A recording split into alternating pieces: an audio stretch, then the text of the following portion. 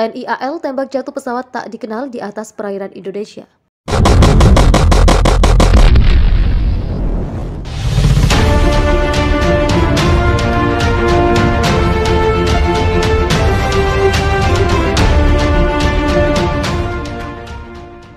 Gugus Tugas Samudra Sakti 21 dalam latihan Tentara Nasional Indonesia Angkatan Laut dan Indian Navy yang terdiri dari kapal Republik Indonesia Bung Tomo 357, KRI Malahayati 362, INS Katmed P29 dan Indian Naval Ship Shivalik F47 seketika berubah formasi saat KRI Bung Tomo 357 sebagai kapal awas radar melaporkan kontak pesawat unknown mendekati konvoi di Samudra Indonesia pada Selasa 20 September 2021.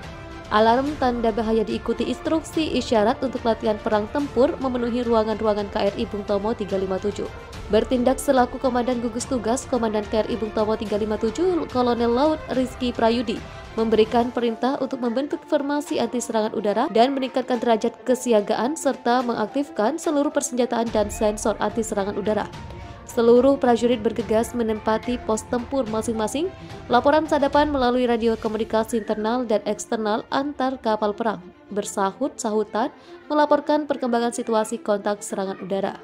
Untuk diketahui, Alpha Uniform This is Danger Oscar Mike Air Threat Warning Red adalah sepenggal isyarat terakhir dari Principal Wharf Officer KRI Bung Tomo 357 meneruskan perintah Commander Task Group kepada seluruh unsur Gugus Tugas Samudra Sakti 21 melalui radio komunikasi taktis di ruang Combat Information Center KRI Bung Tomo 357. Laporan aksi terdengar saling bersahutan di ruang CIC disertai suara rentetan tembakan meriam anti serangan udara dan chef dari keempat kapal perang tersebut dalam menahan serangan udara musuh. Alpha Uniform This is Danger Oscar Mike Lost Contact Hostile 5701 Drop Track 5701 Air Track Warning Yellow Weapon Stack. Kembali terdengar isyarat dari PWO KRI Bung Tomo 357 sebagai informasi bahwa pesawat udara musuh berhasil dihancurkan dan jatuh ke laut. Situasi di atas merupakan bagian dari skenario latihan serial Air Defense Exercise pada latihan bersama TNI AL dengan Angkatan Laut Indian Navy Samudra Sakti 21 yang berlangsung sejak 20 September lalu. Panglima Komando Armada 1 Laksamana Muda TNI Arsyad Abdullah mengatakan persoalan yang ditemukan dalam latihan itu menunjukkan perubahan situasi dan perkembangan kemampuan profesionalisme dalam melaksanakan latihan bilateral. Untuk membuat latihan ini dapat beradaptasi secara cepat, maka perencanaan yang bersifat fleksibel perlu dipersiapkan.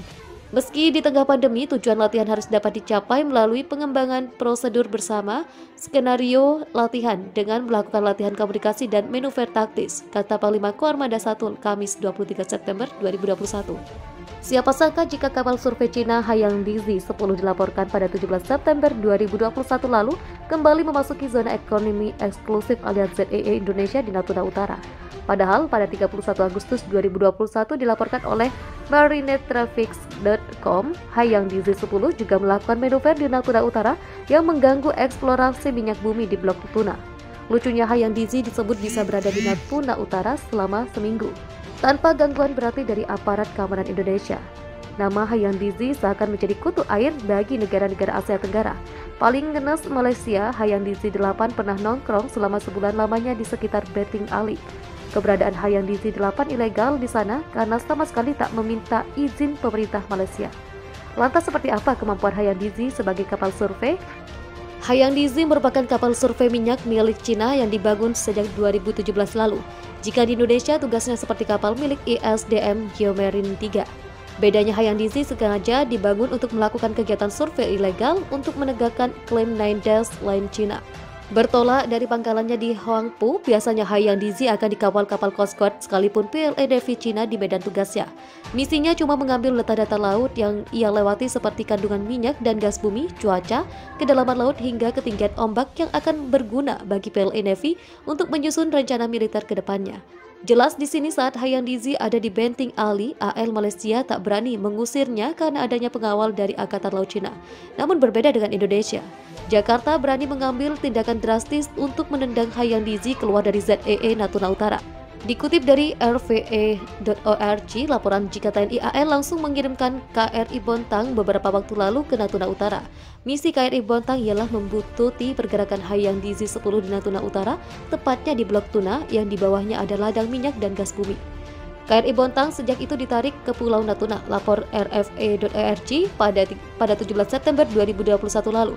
Pada Senin, TNI AL mengerahkan KRI Bontang ke lokasi yang sama. Catatan pelacakan kapal menunjukkan bahwa kapal itu mengikuti pergerakan Hayang Dizi di Blok Tuna, ladang minyak dan gas penting di Laut Natuna Utara. Tambahnya, Panglima Komando Armada 2 TNI AL Laksamana Muda TNI Arsyad Abdullah menjelaskan jika ia sudah memerintahkan 4 KRI berada di Laut Natuna Utara. Kami ingin memberikan kepercayaan kepada nelayan atau pengguna laut di Laut Natuna Utara dan laut terkendali karena keberadaan KRI di sana, jelas Arsyad kepada rfe.org. Hingga kini, belum ada informasi lagi mengenai kelanjutan misi KRI Bontang TNI AL yang membuntuti Hayang Dizi 10 Cina di Natuna Utara.